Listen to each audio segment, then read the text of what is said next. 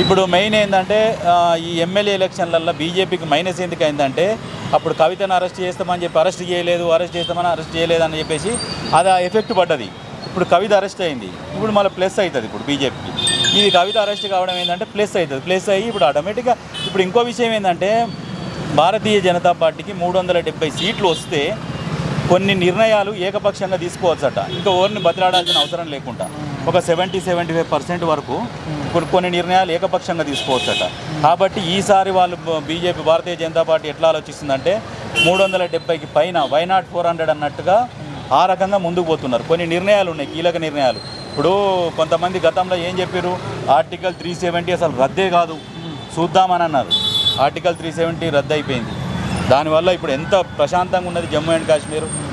ఇంకోటి ఏమన్నారు, రామ్ మందిర్ కానే కాదని అన్నారు, రామ్ మందిర్ కూడా అన్నారు. మోడీ అనే వ్యక్తి ఏంటంటే సైలెంట్గా దూసుకుపోతాడు.